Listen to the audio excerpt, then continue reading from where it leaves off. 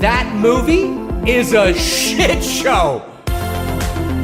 What you think you see, what you think you hear, that's what it's about. It's all a theater of the mind. No, it's garbage. It's garbage. Mood and atmosphere. Now that I really like. That's what I'm looking for. That's what I want to see.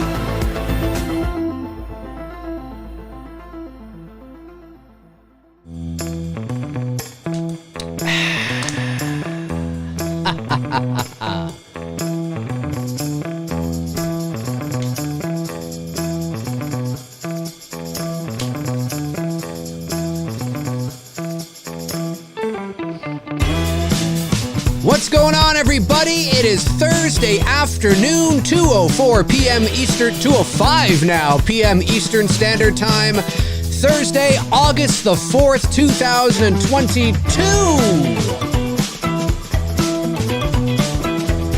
How is everybody doing? Scream Factory is released. One more time. Scream Factory has released Halloween H20, Halloween 6, and Halloween Resurrection. This is sort of the follow-up to the ones they did not release from that last one batch that they released, and, you know, it is what it is. There's a poll up right now. Are you going to be picking this up? Are you somebody that feels the need that you have to have everything?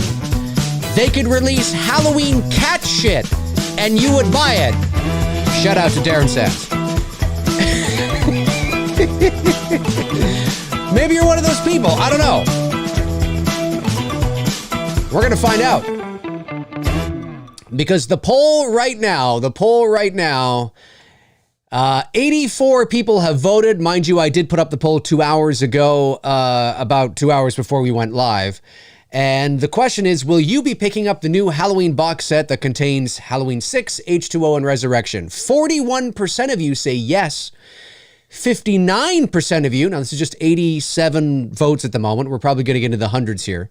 And we'll see how this goes. I am not going to be picking it up. I do own the first set that they released. Was it last year? I think it was last year. Halloween 1, 2, 3, 4, 5. But I did not buy that myself. Shout out to Andrew Stevens. I think it was Andrew Stevens. God, my apologies if it was somebody else. I think it was a viewer of mine by the name of Andrew Stevens. Of course, he's a patron of mine as well, and he sent it to me. He purchased it and sent it to me, and it was very nice of him to do that. Sometimes it never ceases to amaze me, the generosity of some of my viewers. I've received t-shirts and hats and DVDs and Blu-rays and all sorts of cool stuff. So again, I mean, I really appreciate it. And he sent it to me, and he was like, "You want me to?" I was like, "Well, if you're gonna say, yeah, I want to say, okay." And it's on my shelf out there in my home theater where all my Blu-rays are. They are sitting out there. But if it wasn't for Andrew sending me these 5, I probably wouldn't have purchased them. You know, I have Halloween 1978 on Blu-ray, on 4K, on DVD, on VHS. I have multiple versions, right? I have Halloween 2, you know, as well, multiple different versions. I have Halloween 3. I do have Halloween 4. You know, I don't feel the need, and it's totally okay if you're somebody that does, but I don't feel the need to buy every single thing that comes out. That's just me. Especially when it's nothing more than just a repackage. You know, it's the special features are the same. Maybe there's like one extra little thing, whatever. It'll be on YouTube in 5 minutes anyway. I just don't feel the need, but I respect those who feel the need to buy the same movie 436,721 times, even when there's just like a slight adjustment. These are the people that buy like a phone every year, right? You know, I don't upgrade my phone. At least I give it at least like 3 or 4 years before I upgrade my phone, because if I'm upgrading every year, Yeah, I mean, the upgrades are marginal, you know? It's like buying a car every year or something. Well, who the hell buys a car every year? Maybe you do. I don't know. But I think you know what I'm talking about, right? So I always feel that, yes, the box art is, you know, some covers are better than others. We'll talk about the new ones here. I get it. I understand it. It's pretty. It's a new package. It's just repackaging the same shit and, you know, percent. Ooh, don't you like this? It's pretty. I get it. I get it. And there are collectors out there that, you know, that just have to have everything. And I understand that. But yeah, the poll is up there. Are you somebody that is going to be picking it up? Don't tell me what you think I want to hear just because I'm somebody I wouldn't pick it up on my own. And it has nothing to do with it being Halloween 6, H20, and Resurrection. Because remember, I wasn't going to pick up the other ones either. And that had Halloween 1 and 2. My favorites of the series, right? I just feel that, you know, I'm going to wait for the ultimate box set, which you know is going to come. The ultimate box set, which will have 1, 2, 3, 4, 5, 6, H20, Resurrection, Rob Zombie 1, 2, Halloween 18, Kills It. Like there'll be like this epic, like, you know, 13, whatever it is we're up now. Up to now, like this big epic 4K, 8K, 50 million K, whatever, however long it takes them to get to it. I'll just wait for that. I'll just wait for that. But yeah, the poll is up there. Tell me what you are going to do. What are you going to do? So let's jump over to the other screen here. And of course, this comes to us from Bloody Disgusting. This is a few days old now. I'm a little late to the party. But Halloween 4K Ultra HD set from Screen Factory includes Curse, H20, and Resurrection. There he is, right there. Oh, where am I here?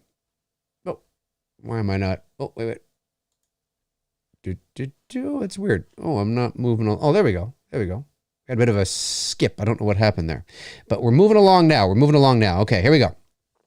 In the wake of bringing the first Halloween films to 4K Ultra HD, Scream Factory has officially announced that that 3 more Halloween films are also getting a 4K HD upgrade. Is that my phone causing all that? I feel like I'm having like...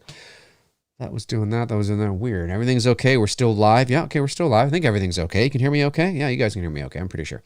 The Vision has a 4K upgrade. The upcoming Halloween 4K collection, 95 to 2002. I love how they're structuring that, right?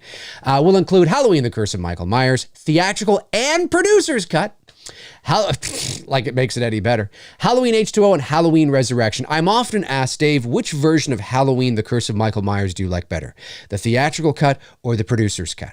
And I know there are fans out there of the producer's cut because, you know, that was like the intention. Listen, I'm not a fan of Halloween, The Curse of Michael Myers. I think it's dog shit.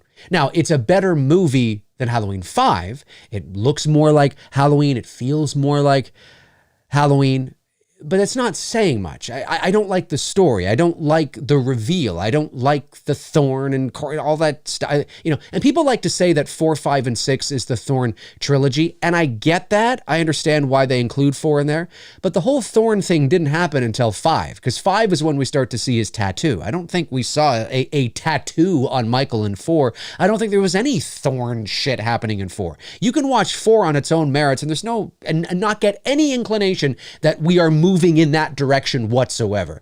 But in 5, well, that's where it all fell apart. Of course, you could make the argument that it all fell apart in Halloween 2. Nonetheless, it doesn't matter to me. I'm not a fan of the story. I'm not a fan of the direction. You know, do you want shit or do you want... It's still the same shit. It's still the same shit. So, yes, Halloween, The Curse of Michael Myers, the producer's cut, makes it... gives context, gives more context. It makes it better in the sense of that it adds, gives more context to the story. There's a little more Loomis in that, you get him this and that, but it's the same thing. I mean, at the end of the producer's cut, Michael is walking off into the ether in a fucking trench coat and fedora. Like, what is going on here? Okay? Michael is walking off into the shadows, silhouetted in a trench coat and a fedora. Michael is wearing a trench coat and a fedora. It doesn't matter to me. That's all shit. But anyway, I understand why people like it better. you'll be able to bring Michael Myers back home on October 6, 2022. This box set comprises 3 terrifying films from one of the longest-running horror series in cinema history. Michael Myers takes on Tommy Doyle and Dr. Loomis with help from a mysterious cult, comes face-to-face with Laurie Strode again, and slashes his way through the cast of a reality TV show. This set includes all of the previously released extras, plus some brand new surprises. Ooh. And what would those brand new surprises be? We will have to wait and see. Anyway, there you have it right there. Halloween, The Curse of Michael Myers, 1851. HD Master Audio, 5.1 surround sound, and stereo, 88 minutes theatrical cut, 95 producer's cut. There you go. Halloween H20, 20 years later, 235 aspect ratio. 5.1 mix, yep, 86 minutes. There you go. Okay. Yeah. And then Halloween Resurrection. 235. 235. Oh, there you go again. Oh, there we go. Oh, it's doing that thing again. It's skipping on me. I don't know why it's skipping on me. And I don't know why it's showing me ads for cars. I'm not looking to get a new car. Maybe the internet thinks I am. I don't know. Anyway, and there they are. There they are right there, ladies and gentlemen. There they are. Now, what do you guys think of the covers of these? I got to admit, I'm not that big of a fan of the covers of the other 5 that were released either. However, I can't help but think that they put a little more effort into the other covers than they did these. I don't think these are very good at all. And I say that with all due respect to the artist. Now, the actual artwork itself, in terms of, the quality of the drawing or the computer, whatever you did on the computer, I don't know if it's done, if it's a painting or not a painting, but it's probably done on a computer, is good. I mean, I couldn't do that. And of course, the masks look like the proper masks, I think.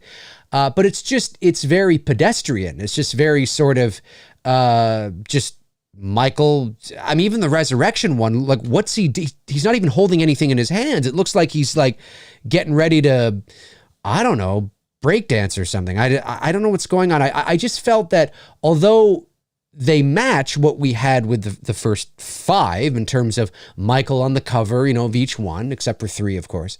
I don't know. I feel like they could have been a little more creative with it, I guess. It's just like, okay, I mean, it's again, it's fine. There's nothing wrong with it. I just think maybe they could have been a bit more creative. Like maybe on Halloween 6, maybe you have, I don't know, something with Thorn in the background, or like Tommy's face or something, but I guess stylistically they do match the other 3, or excuse me, the other 5. I don't know. I got to go back and look, but I think the other 5, although I wasn't crazy, they just seem to have more going on. Maybe that's what it is. Maybe it's just I need more in the background. Like you got fall leaves on every one, and I guess the others did too. I don't know what the fuck I'm saying. Maybe I don't know. I look at them and I'm like, meh. A little plain, nothing really exciting to me. Somebody needs to Photoshop something in Michael's hand on the Resurrection box. Something funny. I don't know. But anyway, yeah, so there you have it. I'm not going to be picking these up. Again, not because it's 6 H20 and Resurrection, but just because I'm just going to wait for the gigantic box set that is eventually going to come. I don't know when it's going to come, but it will eventually come. There'll eventually be a gigantic box set of all the Halloween films, and that's what I'm going to wait for. So, but to me, I just find these 3 covers, I find, like, again, although I wasn't crazy on the other ones either, for some reason I find these just very, I don't know, just a little more meh than the others are. But that's me. What do you guys think? I have no idea. That's me, like I said. They're not available yet. You have to pre-order them as far as I know. I don't know if they're available even to order here in Canada. I'm not sure, or somewhere else around the world. I am not entirely sure, but that is them. That is them. So are you excited about this? I mean, or are you somebody like me that you're just going to wait for the box set? Let me just show you too. I got to show you this. This is hilarious. While I have you here, hang on a sec. I saw this. I saw this image the other day. Maybe, you know what? Maybe I'm not going to be able to find it quickly. I'm not going to be able to find it. I saw, maybe if I go to Twitter, I saw this picture the other day. Oh, actually, you know what? I know where I can get it. One second. I know where I can get it. The other day I was perusing Twitter, right? And I saw this image of, I saw this image of Halloween Kills and Halloween on the I think they're DVD and they're at Walmart and the covers are so plain, and yet some people were like, this is, oh my God, I got to pick this up. And I'm like, okay, yeah, why? It's useless, guys. It's useless. All right, 1 second here. Let me just get this. I'll show you what I mean here. I'll show you what I mean here. 1 second.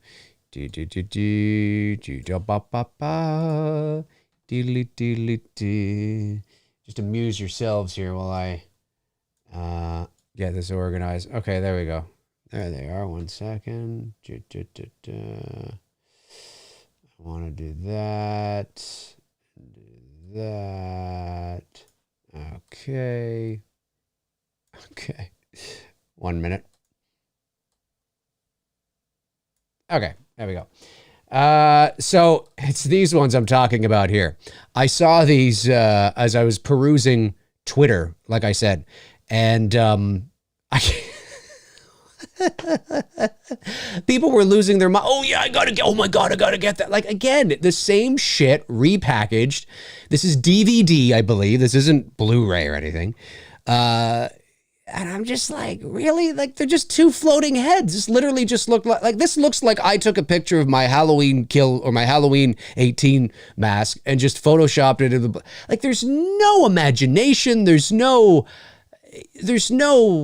talent. There's no talent that goes into this. This is, I'm sorry. I could do this in 10 minutes. You know what I mean? And you could too.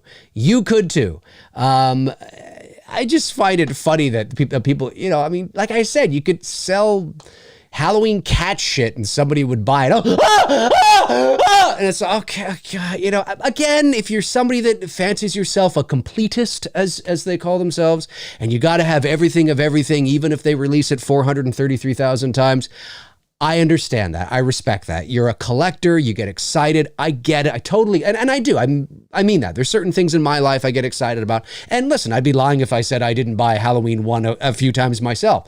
But just this is, what is this?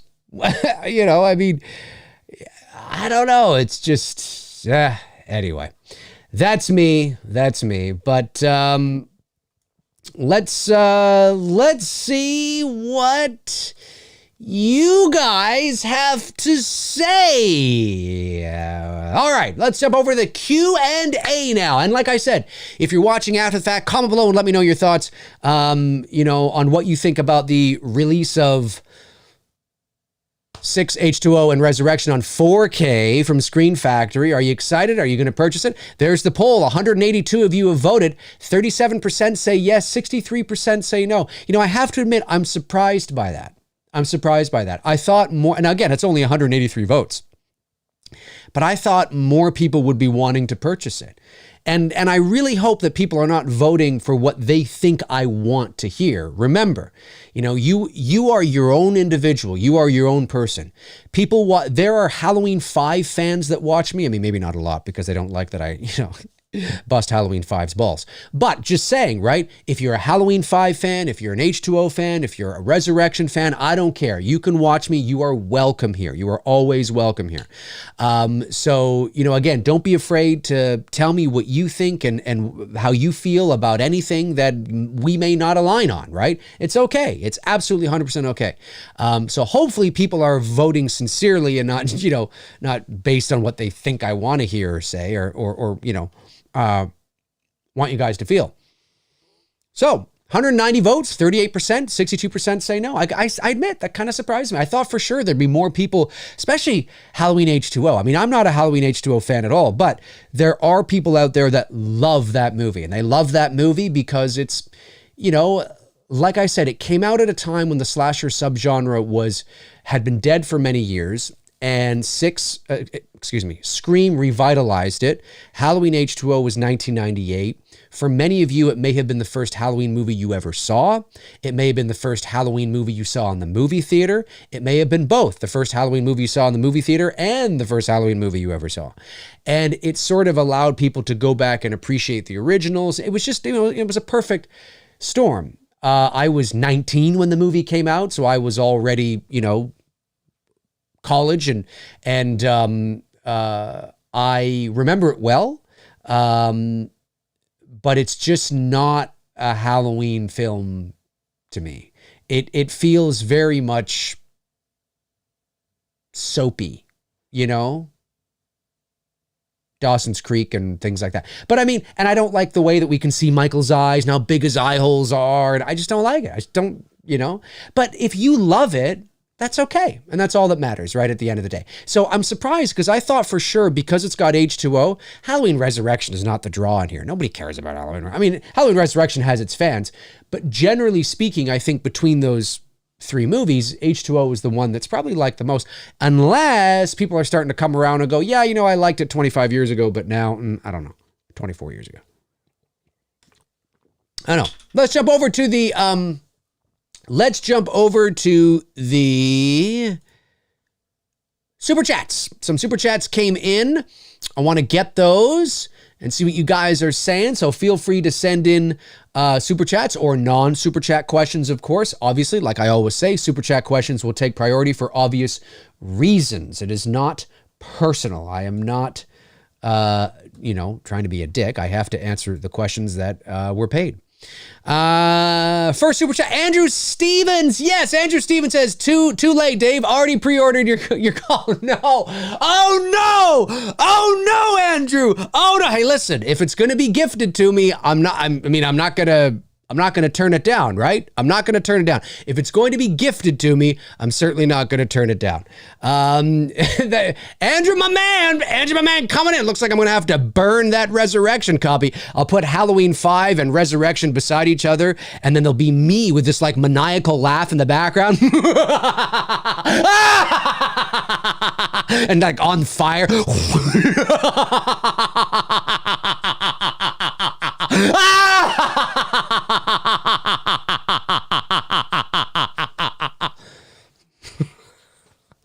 How much you guys willing to pay to see that? Hey, you know what? Just saying. Let's see here. Connor is this Connor, or is that like how you spell like Xyla? Is like the X a Z sound, or is it anyway? You, talking to you, sends in £5. Thanks, buddy. Says, I'm not saying you are, but are you at all holding back on H20 and Kills? I personally think they are both terrible films. Love from Ireland. Am I holding back? In what way? I have a video on my channel where it's called the Epic Halloween 2018 Review. It's like an hour long. So that I did that when the film came out. So you certainly can watch that to get my thoughts. Am I holding back? The answer to your question is no, I'm not holding back. No. I would need to know specifically what you're talking about. You know, if you're looking for me to say these movies are dog shit and they're terrible and they're absolutely horrible, I don't think they are. Well, I think Kills is not a very good movie. With 18, I don't think it's a terrible film. I gave the film, I think I gave the film a C+, I think. It's my issues with Halloween 18 when I first saw it was I thought it was mostly a film of missed opportunities, you know, and the issues I had with it's certainly not the worst in the series, and even Halloween Kills is not the worst in the series. But with Halloween 18, my issues were basically missed opportunities. Structurally, narratively, pace-wise, acting, fine. I had no issues with that. But missed opportunities in terms of the connective tissue of Michael's sort of MO, his character. I wanted more stalking, more lurking, more nuance to certain things, right? You've heard me talk about this on this channel ad nauseum, you know, how I would have handled the closet scene and certain other aspects and things like that. But I don't think it's a terrible movie. I mean, you know, it's not Halloween 5. It's not Resurrection here. You know, I mean, let's be honest, right? With Halloween Kills, my issues largely stem from structure, narrative, pacing. Structurally, it was not it was very weird. I didn't think it was good really at all. Now, again, when I first watched the movie, I enjoyed the experience of watching it better than I did 18 because of where I had my expectations. But I certainly think that 18 is a better movie when it comes to pacing, structure, story. It's just a better movie overall. Halloween Kills, for me, and again, if you think it's great and you love it and you want to adopt the attitude, oh, it's just supposed to be this fun little stuff, that's fine. That's fine. And you're allowed to feel that way. But for me, and I know there are others that agree, you know, just the way, there's just a lot of things in there that just don't work for me. I think it's too bloated. I think the handling of the legacy characters was very poor. I think some of the acting is very poor. I think the hospital scene is just a clusterfuck, really, at the end of the day, for the most part. That doesn't mean there are not redeeming qualities. Myers looks great. James Jude Courtney is great. The music is great. That scene with Michael and Lindsay is great. You know, the fireman scene is, you know, and all that's cool. You know, like there's things in there, but overall it was wonky. It was structurally, it was just kind of feeling like it was off and didn't work for me in that sense. So I think 18's a far better movie in that regard. But I don't hate, like loathe. Oh, they're far awful, terrible. No, I mean I think that's a little hyperbolic to say that. So if you're looking for me to bash 18 and Kills like I bash, you know, 5 and Resurrection, you know, I'm not going to do that. Could I do that? Sure, I guess I could. I guess I could go in there and dive in and really nitpick and, you know, make it kind of fun and exciting that way. But I don't think they are. But again, it depends what we're measuring, right? You know, I'm a very nuanced, I choose my words very carefully individual. So I choose my words individually. What am I trying to say? I choose my words very carefully is what I'm trying to say. Individual. My individual words very carefully, I think is what I'm trying to say. So yeah, so that's how I feel about it, you know? But yeah, I mean, if I was to, I think 18's a better film. I do. I think it's a better film, but I think 18's a better film than Kills, but I don't necessarily think 18 was the film it should have been. But that's my opinion, right? Your opinion can be different. But yeah, I don't think I'm holding back. I think I've been very honest and quite sort of blunt with how I feel about both movies, the issues I have. Let's see here. Lou sends in $4.99, says, how's it going, Dave? Doing well. One question, what have you learned from your voiceover career? And thank you so much for entertaining me. Have a good day. What have I learned from my voiceover career? That's a great question. What have I learned from my voiceover career? Well, I would say that, what have I learned? I would say because the voiceover industry, now again, it depends on what level you work at. You know, you can dabble in voiceover as a hobby, just like you can dabble in filmmaking as a hobby. Do you know what I mean? But for me, because I'm a working professional and it's my full-time job and I work at sort of the highest levels within voiceover, you know, there's always that point where for me, I guess, what have I learned? I don't really think about this. I would say that like anything in the entertainment industry, and voiceover is part of it, right? There's all different facets of the entertainment industry, right? You have major motion pictures, and of course you have acting, you have voiceover and voice acting, you have, you know, the music industry, you have, you know, the studio side, and, you know, the sort of, you know, the corporate side and the studio side and all that kind of stuff. So it's a very big industry, but at the same time, it's a very small industry. And I think I've learned that I've seen the, how do I say this? I've seen some of the stereotypes that come with show business, right? So egos, insecurity, you know, people saying one thing 1 minute, changing their mind the next, changing their mind the next is what I'm trying to say. You know, I've learned that a lot of that stuff is true. You know, when you get to a certain level, that doesn't mean that everybody is you know, it is like that. But I have, along my journeys, met certain people that have big egos and try to and feel insecure in front of you or speaking to you.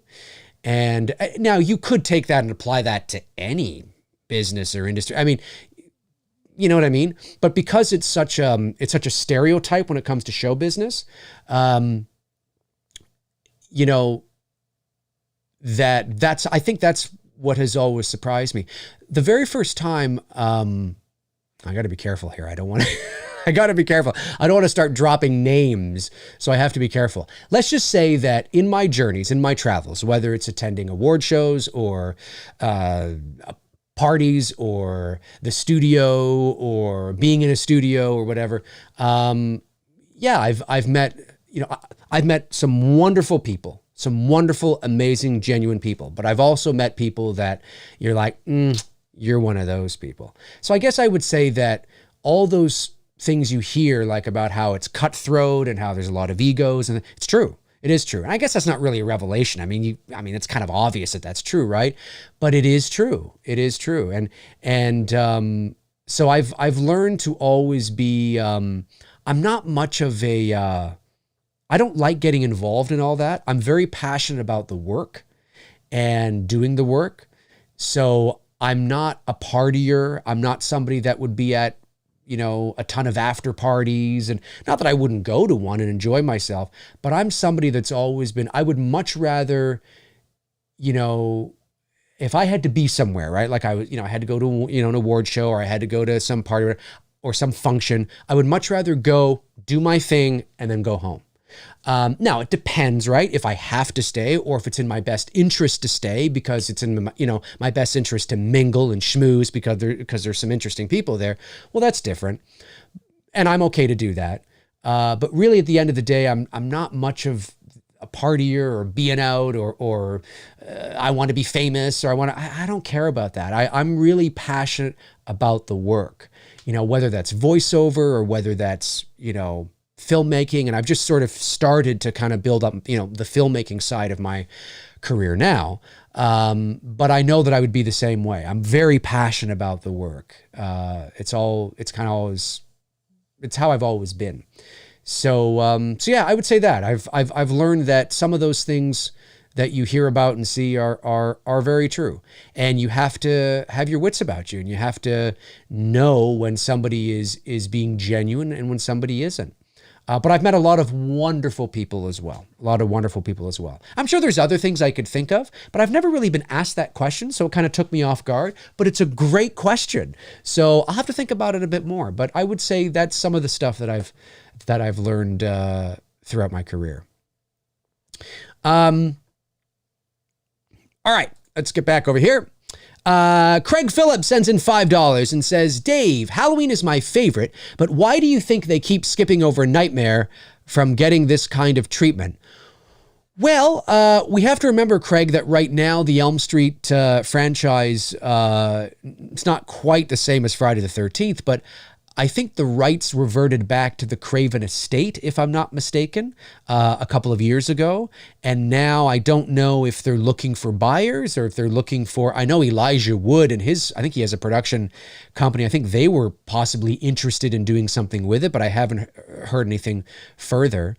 Freddy's a tough nut to crack because, once the rights have been once you find a home for Freddy, then you have to figure out, which direction do you want to take it? Do you want to go, because when we last saw Freddy, which essentially was Freddy versus Jason, in terms of the original kind of run, I know we last saw him technically in Elm Street 2010, but he was kind of funny. Like I'm not a fan of funny Freddy. I don't care for Freddy versus Jason. I loathe Freddy's Dead. Not a big fan of Elm Street 5. I much prefer the first two installments in terms of the way they handled Freddy. And New Nightmare's fine in terms of the way they handled Freddy. But I hope they go back to the roots of a darker and scarier Freddy Krueger. But that's something they got to work out and they got to figure it out. But first things first. First thing is first. Before a film can enter development, the rights have to be settled. So right now, I don't think the rights belong. I think it's just in the Craven estate right now, if I'm not mistaken, although I do stand to be corrected. I know Jason Blum would love to take a crack at it. What a shock. He would love to give Elm Street the 18 treatment, the Halloween 18 treatment. What a shock. Whether that's a good thing or not, I don't know. Listen, if Jason Blum wanted me to do a Blumhouse film, or if I had the opportunity to have a movie produced by Blumhouse, obviously I'm not going to say no. Having said that, I can freely say right now that I don't think Blumhouse should have a monopoly on everything. He wants Jason. He wants Freddy. I'm sure he'd get Scream if he could. I don't know if that's good. I think we need to sort of spread it around a bit. I think A24 might be an interesting studio to produce an Elm Street film. And the reason why I say that is because they generally are producing, I know Everything Everywhere All at Once has sort of got some fun to it, but in terms of horror, they tend to take themselves very seriously. I mean, I want a very serious, really serious, no camp, no cheese, a really serious take on Elm Street. And so I don't know if Blumhouse is the right fit for that.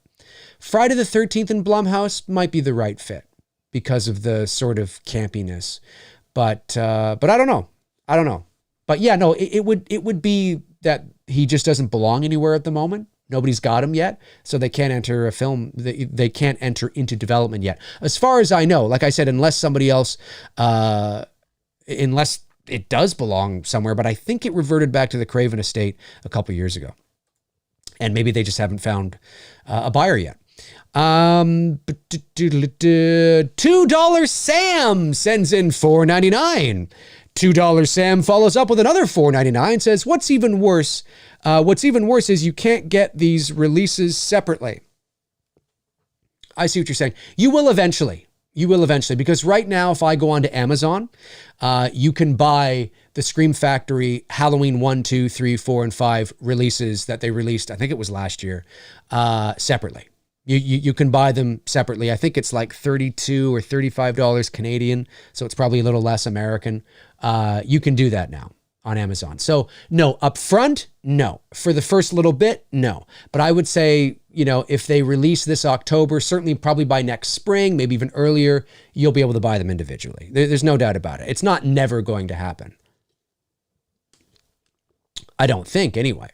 But I could be wrong. Okay, let me scroll back here. I know some more came in. I don't want to miss them. Right, got that. And then a very generous super chat from that movie nerd 2.0 sends in $19.99. Thanks, buddy.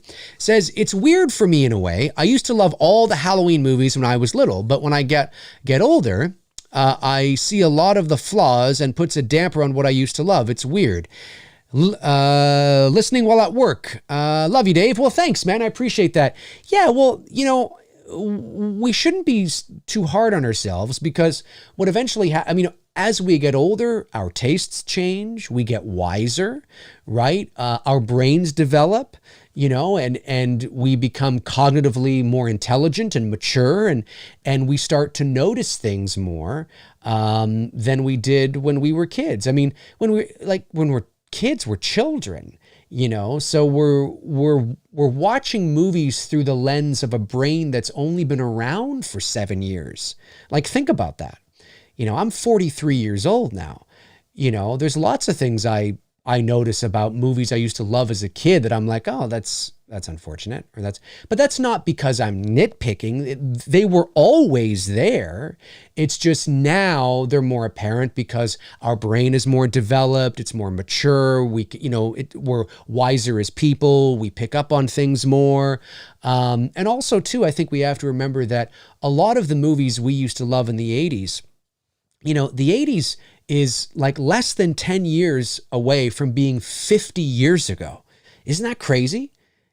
Isn't that crazy? The 80s is less than 10 years away from being 50 years ago. That's insane. So when we talk about movies from the 80s and production value, or the 70s, it just gets even worse, right? In terms of production value and, technology and how films were edited and how films were shot and all that kind of stuff, they're only going to continue to look older. They're not going to continue. It doesn't matter how many 4K or 8K or whatever transfers you do. Yes, it can look nice, but they're still older movies. And like, I was a young boy growing up through the 1980s. The 80s right now is nostalgia. Like, it's retro now. Well, when I was a kid in the 80s, and if you're old enough, you remember the 80s too. When we were in the 80s, we weren't thinking we were in a time that was retro. It was just natural to us. It just was like today is, right? So watching movies in the 80s, we didn't think to ourselves, oh, this production value looks so, old. No, that's how movies looked. It looked amazing. That was incredible, So I think we have the retrospect now and sort of that time to look back on things and kind of see the flaws, because we're older, we're wiser, we're smarter, but also because, we've grown so much in technology and advancements in production value and cameras and equipment and editing and compositing and things can look so real now and so smooth and so flawless that we sometimes, we're very spoiled. Now, that doesn't mean that CGI doesn't have its limits. It absolutely does. But yeah, it's about balance. I think if there's anything that the age of technology in terms of computer generated imagery has taught us, is that the real success is in the balance. Is balancing practical with computer. When you go too far one way or too far the other way, you run the risk of maybe not kind of being up to snuff in terms of where you want it to be in terms of realism. So again, I don't know what specifically you're talking about in flaws. Maybe I've been rambling on here about sort of technical aspects, but maybe you're talking about story flaws or, character beats or acting or, things like that. And that can be true too, right? That can be true too. I mean, there's a reason why in the 20s and the 30s, well, the 30s, the 40s, when the talkies really sort of came in and there was sound with film, there's a reason why when you watch a lot of older movies, and hopefully you guys do, from like the 40s, the 50s, where even movie acting seemed very theatrical, very stage-like, and it was because acting comes from the theater, right? That's where it comes from. The only thing that does not come from the theater initially is cinematography, right? Cinematography did not exist when, it was just the stage or just the theater. But in terms of like makeup and wardrobe and set decoration and lighting and grip and, well, I guess you could say editing too, I guess you could say. But in terms of, and acting and performance, that all comes from the stage. So a lot of the times you will see very early movie acting being very sort of theatrical and over the top, because that's sort of what it was, very theater-like. And then of course, as we progressed, movie acting, television acting, film acting became more nuanced, because they didn't have to be as big because the frame was only like this. Right? Whereas when you were doing theater, you had to be very big and brash and, well, I don't think we need that. Well, my dear, I don't, because you were playing to an audience, right? And if you're way at the back, you need to be, you need to open yourself up to the audience. Well, when it comes to film, your frame is like this. So the camera picks up all those nuances and, idiosyncrasies of the performance, because we're like this. So eventually film acting became more nuanced and more realistic, if you will. And we are where we are. So maybe that's what you're talking about. I'm not sure. But the further you go back, yeah, you do see that more. Anyway, it's a great question. It's a great question, but it happens to all of us, man. It happens to all of us. It happens to all of us. Sometimes we go back and we watch that movie we used to love when we were kids and we're like, it's not as good as I remember. But don't beat yourself up. You've grown as a person, right? It happens. It happens. Let me see here. We got Vince Cesaro. Cesaro, am I saying that right? Cesaro Jr.? I think I'm saying that right.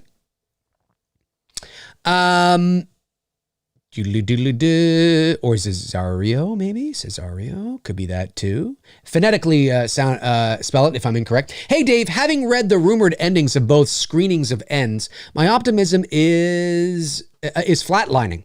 As someone in the business, how credible do you think these endings are, assuming you've read them? The endings. I have not read any of the endings. Well, I don't know, to be honest with you, because I haven't read any of the endings. This is what I will say, though, when it comes to test screenings. And I've said this before, and I'm going to say it again because it's very important. Always use test screenings as a guide, okay? Do not use it as the gospel. There are plenty examples of good test screenings to bad movies and bad test screenings to good movies. Let's not forget that Halloween 18 test screened, and most people seem to really like it. Halloween Kills test screened very well. Go back, type in Halloween Kills test screening in Google and watch what comes up. You'll find some surprising results. And how do you feel about Halloween Kills? You know what I'm saying? It's very difficult because you have no context and you're going purely based on somebody. You don't know who these people are. You don't know if they're Halloween fans, if they're not Halloween fans. How much of a Halloween fan are they? How film savvy are they? Are they just some bum off the street? Like, you just don't know, right? So you take it with a grain of salt. Now, obviously, it's always nice to hear that a movie tests well. That's nice, right? Like that's good. But at the end of the day, you're reading text on a page. You're reading a transcript of somebody else's experience. There's no context. There's no music. There's no you haven't heard the music or seen the mood and the atmosphere or the performances who knows? It might work for you. Taking it at face value, you may be like, oh, that doesn't sound very good. But watching it with everything else around it, you might go, oh, you know what? That actually works. That's actually, wow, that kind of moved me. That's possible too. So I don't know what those endings are. And now that we're talking about that, please refrain from posting it in the chat room here. Obviously, we don't want to spoil anything in case there's some truth to those endings. I have read the supposed responses to the test screenings. And yeah, I've heard everything from great to not great to in between. Well, what does that tell us? I don't know. It tells you that 3 different audiences watched it and 3 different audiences thought 3 different things. Well, it doesn't. Well, at the end of the day, then that doesn't tell you anything, does it? Good, bad.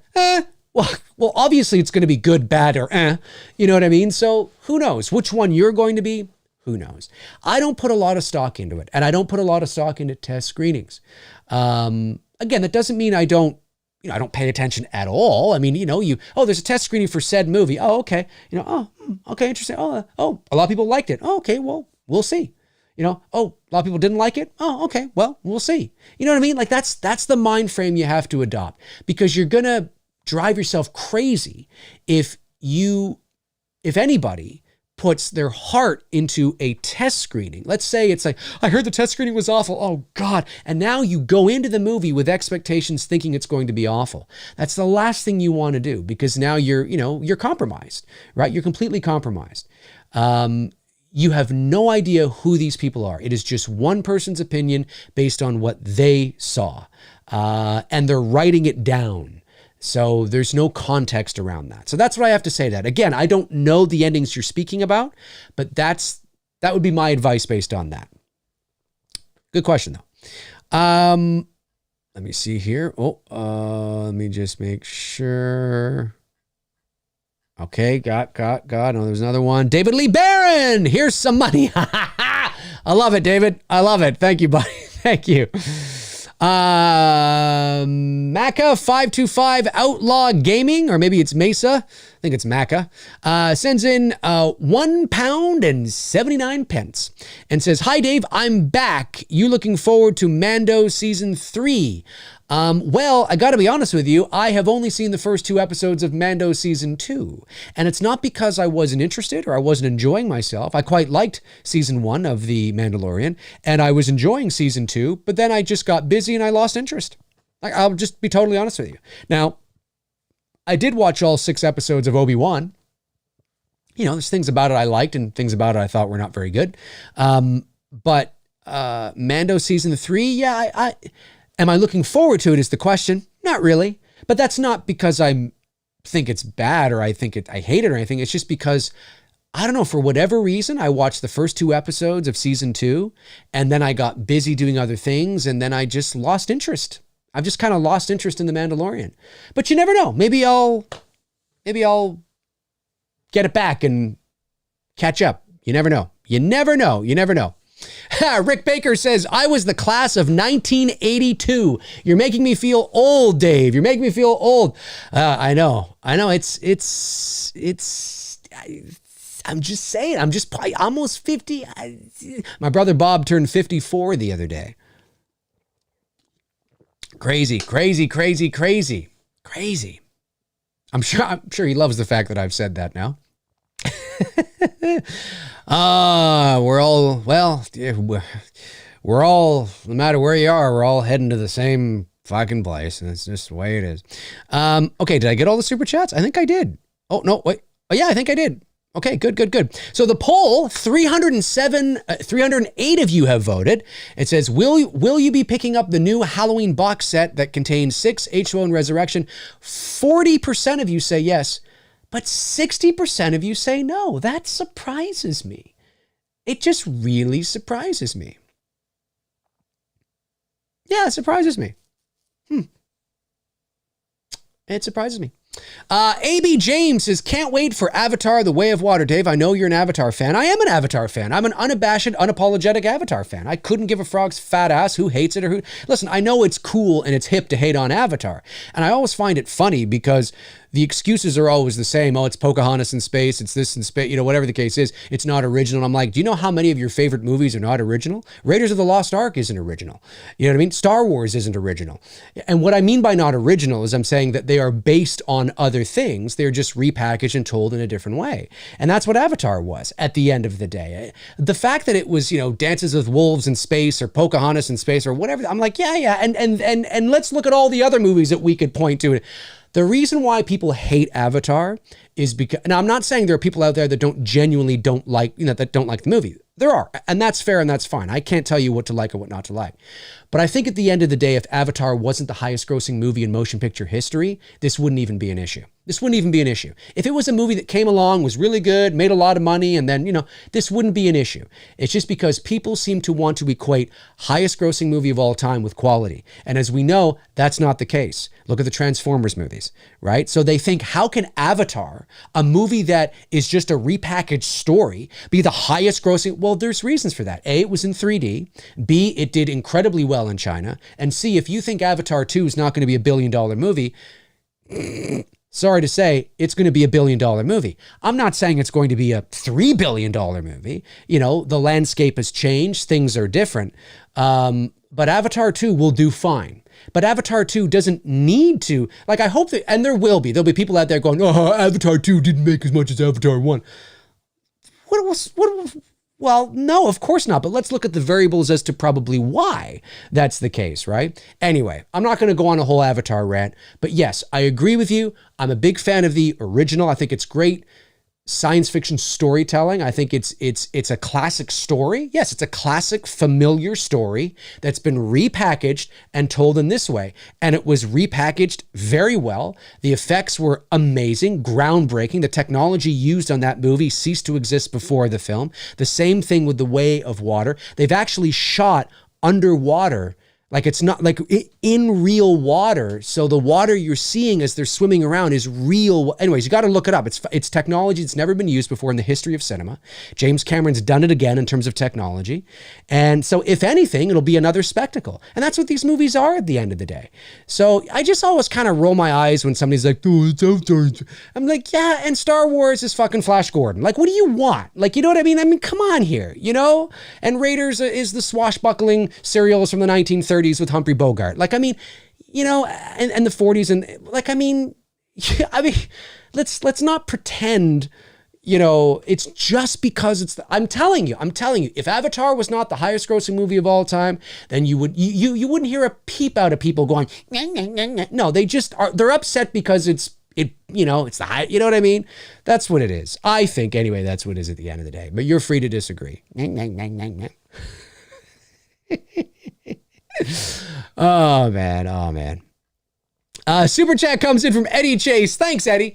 Sends in $5 and says, just watched H20 and arguably best last 20 minutes of any film of the franchise. I disagree. Yet the masks and first hour is boring and bad, to be honest. Why the love?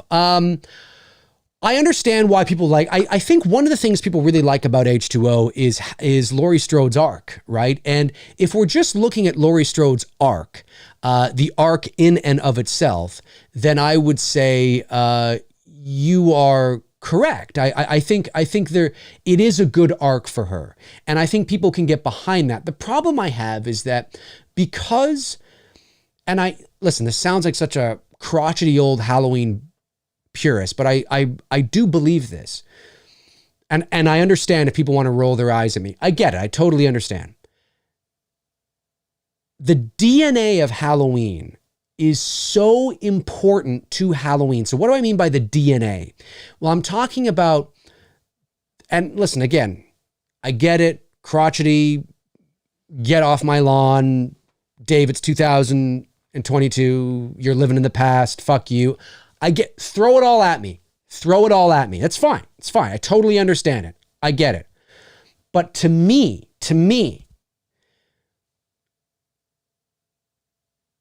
the DNA of Halloween, when we talk about the DNA, we're talking about how Michael is lit, what the mask looks like, mood, atmosphere, stalking, lurking, suspense, you know, more of that nuanced approach, you know, that slow burn, that ominous sort of kind of feeling. And for me, is so important to the DNA of Michael Myers and what a Halloween movie. It's Halloween.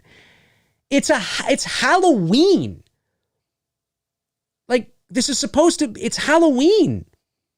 And I don't mean Halloween. I'm talking about like the holiday. It's not really a holiday, but I mean, you know what the event, it's Halloween. It's witches and ghosts and goblins and eeriness and creepiness and mood and smoke and fog. And you know what I mean? Like, it's so important to the DNA that when you remove that DNA, largely remove that DNA from a Halloween movie, which is what happened with Halloween H20. It doesn't look like a Halloween movie, doesn't feel like a Halloween movie, doesn't smell like a Halloween movie. It's in brightly lit California, and you know, and it looks like Michael Myers walked onto the set of Dawson's Creek. Like, I get all that. You see his eyes are big, and you know, and you get 5 different fucking masks.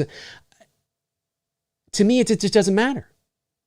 I personally, to me, I can't get lost. That doesn't mean there's not a few redeeming qualities. It doesn't mean that I can't look at Halloween H2O and go, oh, I like that moment. Oh, I like that shot. I like that story beat. No, of course, I can do that even in Halloween 5. But overall, as a whole, as a package, I have trouble getting, although I can intellectualize why somebody really likes Halloween H2O, and I can agree, like I can say, yes, I understand, and I agree with what you're, like I agree in the sense of, I can see how you see it. I can't see it that way because of how all the other stuff is just a complete epic failure to me. So yeah, Laurie Strode's arc is cool, but who cares? Because it looks like she walked onto the set of a Scream movie, or a, Dawson's Creek. Like, it's just so hard for me to get on board when nothing else is firing, and I'm not a fan of them, reaching out, touching fingers at the end. And, he's looking up with those big eyes and it's like, why am I fucking seeing your eyes? What's the touching of the finger? And so it's just not for me. It's just not for me. But if you love Halloween H2O for all the reasons that I don't like Halloween H2O, that's amazing. That's amazing. That's awesome, right? That's cool.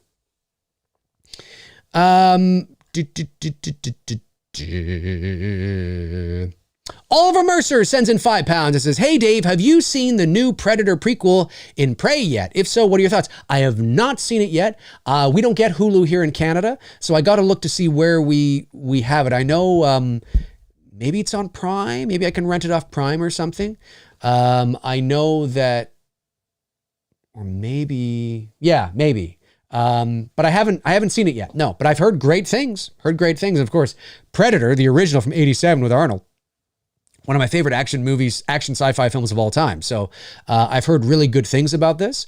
So I'm looking forward to watching it. Eddie Chase follows up with another $5, says, not saying it was the best ending of the series, but I like the definitive end of it with the OG theme song playing after, plus how she went after him. Michael. Yeah, a lot of people, I agree. I've heard all that too. Michael, yep, totally get it. And, chopping off the head. But because the mask looks like ass and the rest of the movie's kind of assy to me, it loses impact to me. Can you imagine if H2O was, it didn't even have to be set. I understand that.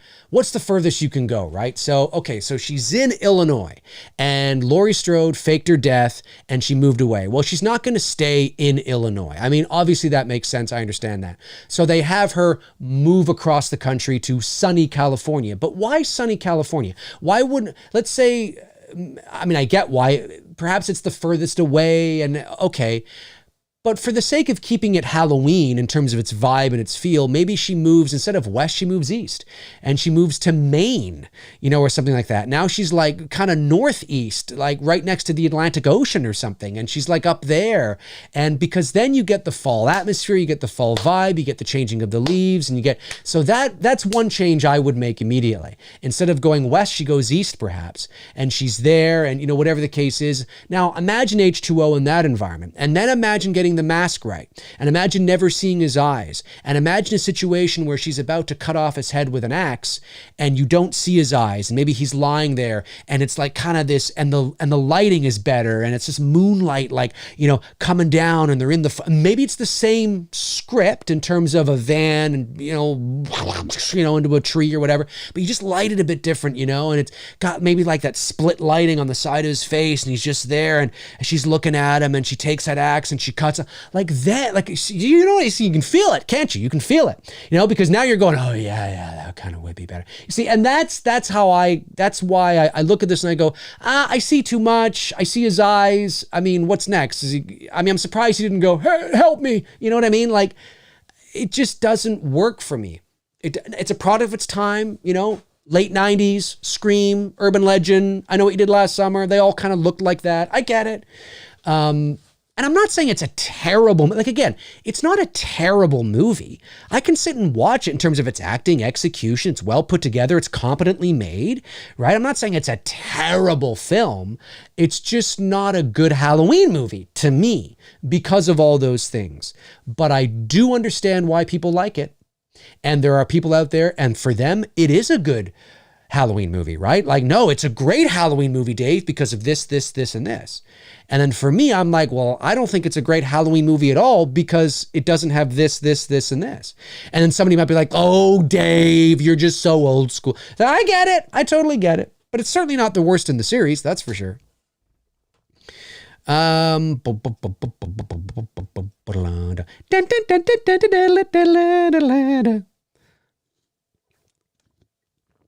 do we got here? How long have we been going? Only an hour. Feels a little longer.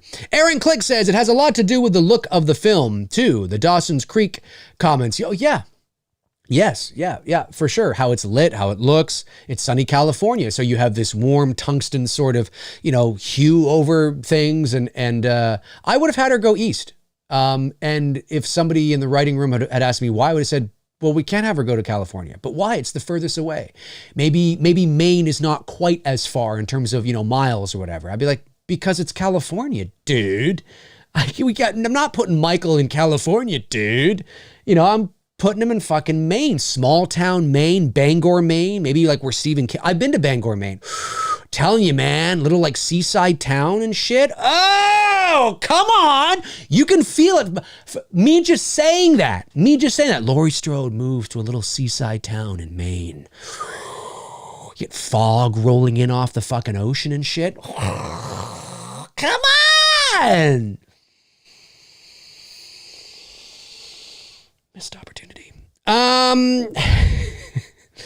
David Lee Barron says, I didn't get your super chat, David. Okay, let me go back. Thank you, David. Appreciate that. I got one of them. Here it is. Yeah, David Lee Barron, $1.99 says, thoughts on I Love Lucy? Is it legendary TV series? I Love Lucy? Absolutely.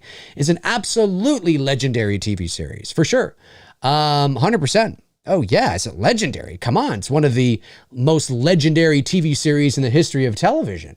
It was hugely popular at that time. So, yeah, for sure. Daniel Palma says, why do you think David Gordon Green has to shoehorn in these ridiculous plot twists? Sartain, Danny DeVito. Is Michael Myers stalking with great atmosphere not enough? Great question, Daniel. Well, like I've always said, I don't know why. The Sartain twist, not so much. The Sartain twist, I think, was a creative choice that feels like it came from David Gordon Green and or Danny McBride. It just seems more like it's just a story sort of character choice. It's a character choice that just kind of felt like it sort of tipped the whole thing over. Thank goodness they got it back on track shortly afterwards. With the hospital stuff and the Danny DeVito stuff, I've said this before and I'll say it again. I have no evidence of this. Okay? Like, let me first say that I have no evidence of this. But I cannot help but feel that because Jamie Lee Curtis is an executive producer and because she is somebody that she's a very, she's for all intents and purposes, she's very much a social activist. If you follow her on Instagram or Twitter, you know this, especially Instagram. She's always and that's fine. There's nothing wrong with that. There's a lot of issues in the world, whether it's in the United States or in Canada, or collectively we share some of the same issues. Sometimes we don't, obviously, because we live in two different countries, but every now and then we share a common problem or a common issue because we live so close to each other or whatever, or we're all human and, whatever the case is, right? There's a lot of shit out there, right? So I get it. Like, I'm all for trying to, get shit done and all that kind of stuff, for sure. And she's very much that kind of a person. There's nothing wrong with that in and of itself. But I cannot help but feel, and again, I have no evidence of this, but I cannot help but feel that because Jamie Lee Curtis, when she started doing the press junkets for Halloween 18, one of the focuses where she really focused on the generational trauma, so much so that Laurie Strode, Jamie Lee Curtis, and trauma became like a meme. Do you know what I mean? Because she was saying the word so much. And yes, I guess you could watch Halloween 18 and perhaps see that angle, I guess. But I don't think it's there nearly as much as I think Jamie Lee Curtis would like to think it is. And then you look at sort of what they tried to do with the hospital stuff and kills and all about sort of this mob mentality. And, adding social commentary into the Halloween franchise. Now, as I've always said on this channel, social commentary is nothing new in horror. It's been around for decades. And when it's done well, it's usually subtext, and it seeps into your subconscious, or it helps you to ask a question, whatever the case is. And then sometimes it's beating you over the head with it, a la Black Christmas 2019, which doesn't usually favor well with fans or with an audience, because audiences don't like to be told what to think. They don't like to be preached to and beaten over the head that this is what you do or you're a bad person. They generally like to be presented a scenario or an option, subtext,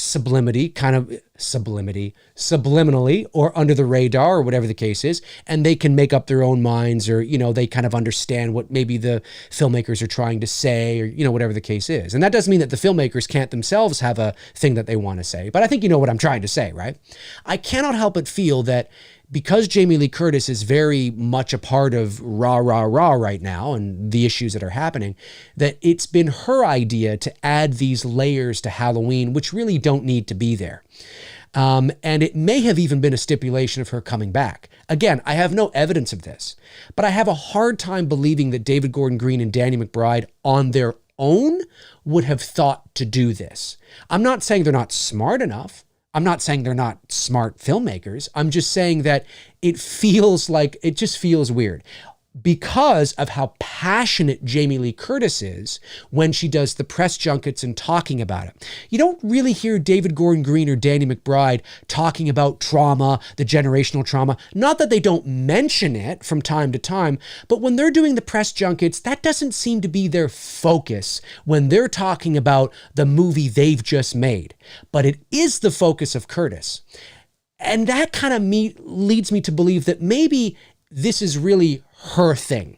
She was spearheading this. She said, well, you know what? I'll come back and play Laurie again as long as we can have it like this and do this. Because she needed something to be inspired about. I mean, she's playing the fucking character again. She needed something different to glom onto. She wanted more agency for the character in order to inspire her to come back and play this role again. I can't help but feel that this is really her. And I'm not saying it is. I don't know. Maybe it's a Jason Blum thing. Maybe it is a Danny McBride thing. And he was one day going, you know what we need? You know what this movie needs? I mean, maybe.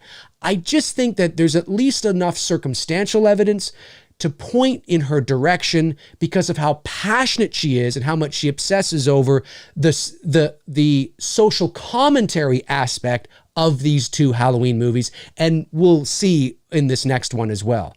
So it kind of feels like she's responsible for this, and it's not needed. It's not needed. It's a Halloween movie. It's a slasher movie at the end of the day. If you want to add a little bit in there, that's fine. But that whole hospital thing with the Danny DeVito guy, rest in peace, by the way, because the actor sadly passed away, almost derails the whole thing. I get what they were trying to do, but it derails it. It shifts the momentum.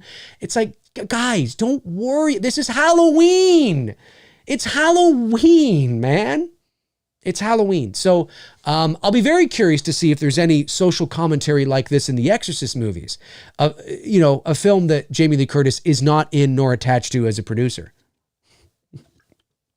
Mind you, the story may not dictate it either, but that's how so I do agree with you. I just, keep your hands at 10 and 2 and remember the movie you're making. It doesn't mean you cannot have social commentary at all, but when your social commentary becomes very in a Halloween movie, it depends on the genre, it depends on the movie. If it's a very in-depth, deep drama, well, it makes sense because that's part of the whole story. But when it's a Halloween slasher movie and your movie loses momentum because you pivot to add some sort of thing about mob mentality and shit, whoa, if I'm losing momentum and it feels like things are, we got a problem. That doesn't feel organic. It feels shoehorned in because maybe it is. Because maybe we need to just focus on this being a fucking slasher movie. You know what I'm saying? Anyway, I agree. Let me scroll here. We got that. Oh, wait, some other ones. Some other ones came in here. You guys are awesome. Excuse me. DM Owen sends in $4.99, says Halloween 5, Halloween 6, and H20. I'm not sure what you're saying. Halloween 5, Halloween 6, and H2O. I'm not sure what you're saying, but those are Halloween movies, Dia. Those are Halloween movies. Eddie Chase sends in $10. Thanks, Eddie. Says, H2O, for all the reasons you said, mask, logistics, scream feel, why Doc had to have her info, had never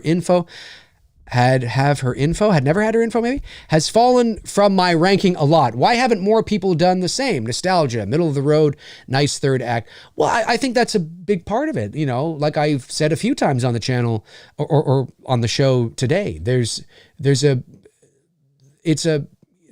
I'm not saying everybody, but depending on how old you were when Halloween H2O came out, it was either the first Halloween movie you ever saw or the first Halloween movie you ever saw in the movie theater.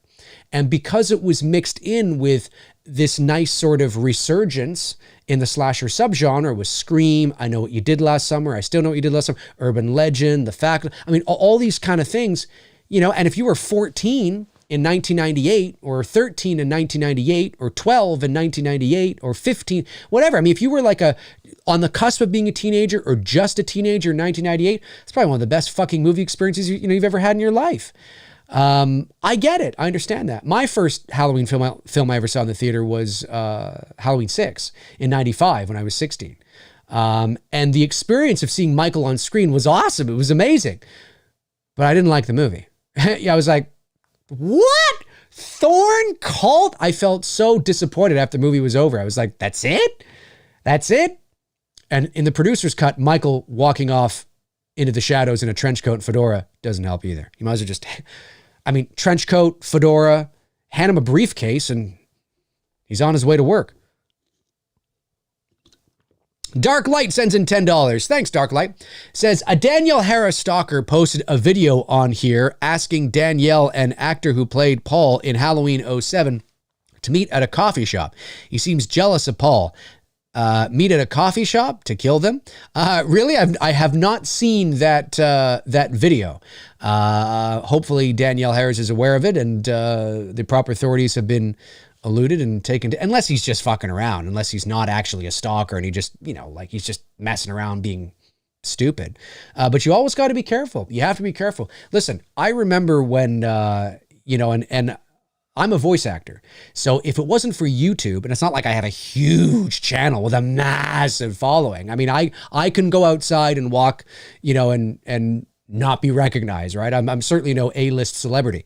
But one of the things I've always loved about voiceover is the anonymity of it, right? So, you know, I like being able to have my voice out there on all sorts of stuff. And you've probably heard my voice a few times throughout the years, but wouldn't have known it because why would you know it, right? You don't think of it. You're not thinking of, you know, and you don't know who I am and all that kind of stuff. So I like that. However, about 12 or 13 years ago, and this was not long after I became a professional, I entered the entertainment industry in 2001. That's when I was doing on-camera acting. I was auditioning for commercials and docu-dramas and all that kind of stuff. And then I went into the voiceover around 04, I think. So this was like maybe 07, somewhere around there. So not long after. So it's not like I had done a lot of stuff. But I had in terms of like, you know, I'd done stuff, but not like now, right? You know what I mean? But I had a website and I got an email from somebody through my website. No, excuse me. No, somebody had called me because, call me? I think somebody had called me. And it was my own naivety, really, because I had put my phone number on, which I don't have now. It's just email and contacts to my agents. But I had my phone number on the bottom of my website, I think, on the contact page. It was something like that. Now, if we were to email each other, depending on who you are, or depending on who I'm exchanging emails with, my phone number will be at the bottom in the email signature, depending on who I'm talking to through email. Because now, if I'm talking to you through email, then there's a professional sort of exchange there.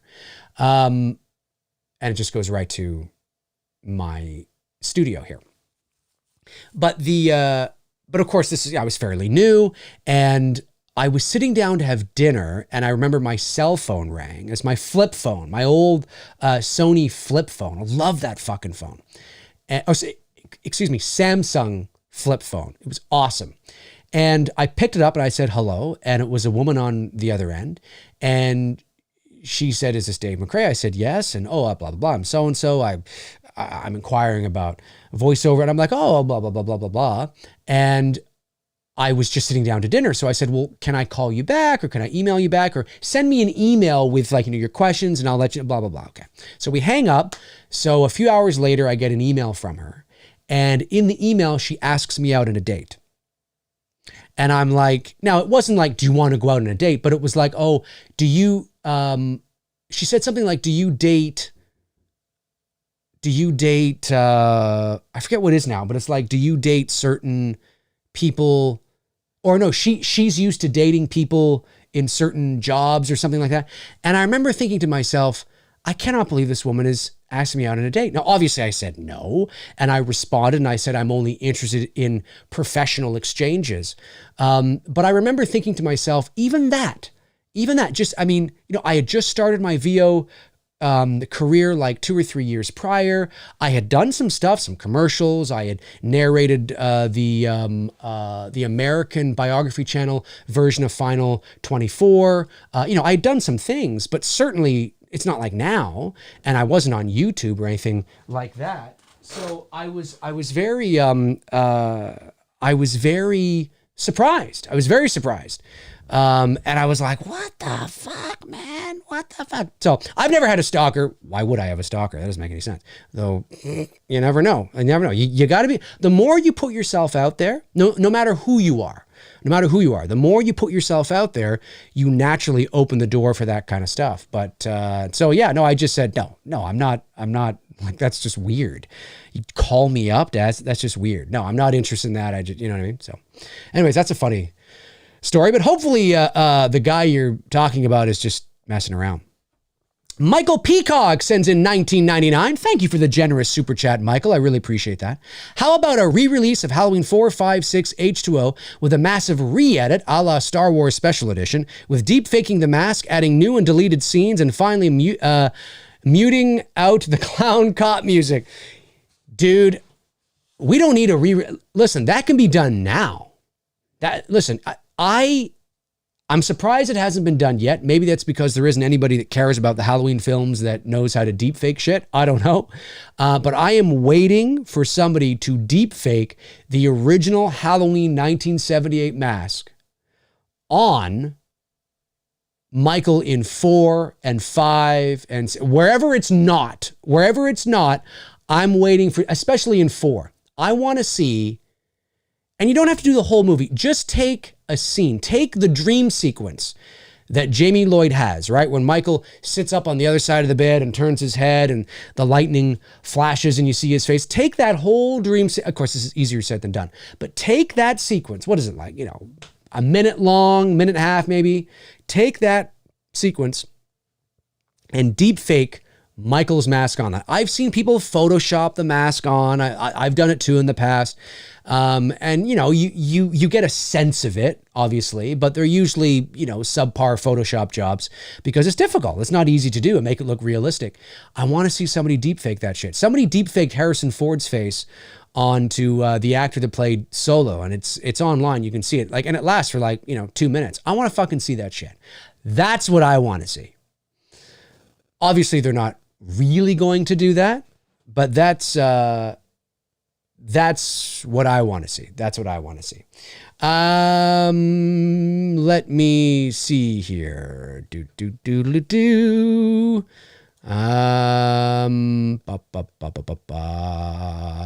Jesus Freak Bobby Reeves sends in $9.99. Says, "Hey Dave, I talked to Brian Andrews here and there from Halloween 1978. Would you consider having him on here for an interview? Love the channel. What a ride these last 5 years. Could not agree more, buddy." Yeah, sure. That's not the first time that somebody has asked me about Brian Andrews. I know that Brian has been through a lot over the last few years. I know that he's going through a lot. So I don't know where he is in terms of his headspace and that kind of stuff. But certainly sure, yeah, I'd be down for that.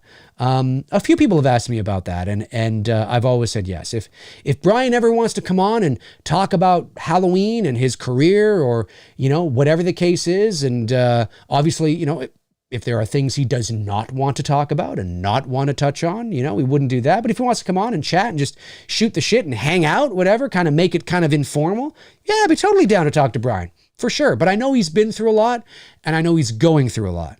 So, first things first, right? He's got to get himself together and get himself healthy. So, that's the first thing. Oliver Mercer sends in £5. Thank you, Oliver, and says, I have a must recommendation to check out in What Do We Do in the Shadows? It's a vampire film. Have you seen it, Dave? It's on Netflix. I have not seen it. Not a big vampire guy, so I have not seen What We Do in the... I've heard of it, though. What We Do in the Shadows? Mm-hmm. I have heard of it, but I have not seen it. So, but you know what? If it's good, I'm down. I'm down if it's good. I'm down if it's good. Jesus Freak Bobby Reeves follows up with $4.99, says, my first Halloween movie was Halloween 6 also. Was 13 years old. Brother snuck me in. That's awesome. That's amazing. Yeah, I was 16. Bruce was 15. And he couldn't get in. He couldn't get in. We tried to get him in, like I always say. I was 16, looked 30, sounded like I do now. So I got in without even being ID'd. I just walked in, basically. I'll have one for, But Bruce was 15, looked 14, sounded 12. So he just could. So he went and saw 7. Bruce saw 7 in the theater. I'm like, oh my God, I would have given anything to see 7 in the theater. Now, it's one of the great psychological horror classics of all time. I would have given anything to have the cachet to say, I saw that movie in the theater. Nope, I went and saw Halloween 6 in the first theater to my right, and Bruce went down the little hallway and saw 7. So, fuck, lucky bastard. Lucky bastard. Let me see here. Eddie Chase sends in $20. Eddie, you're rocking, my man. Thanks so much. Really appreciate that. Fair to see David Gordon Green trilogy as complex story instead of separate films. Too much to ask fans? Kills was divisive, but still want to see where Ends goes. Might even make fans like Kills more. We owe it to DGG to complete his vision. I couldn't agree. I couldn't agree more. In the sense that we have to allow the filmmaker to complete his vision. But that doesn't mean that when you release the movies individually, you cannot, on their own merits, critique them, analyze them on their own merits. But if they are following a sort of arc, then yes, we always have to keep that in mind in the back of our heads. We have to keep in mind that, the story is not complete yet. So it is entirely possible that when we watch Halloween Ends, it will make us appreciate Kills even more. The thing is, though, is that you want the film to make you appreciate Kills more because the film is so good. You don't want Ends to be so bad that it makes you appreciate Kills more. You see, for me, Kills made me appreciate 18 more, but in the wrong way that you want it to happen, right? Kills made me appreciate 18 more because I think Kills is a far worse movie. And I think 18, structurally, narrative, all that kind of stuff, just in the execution is just a better film. It's a better made film, pacing, all that.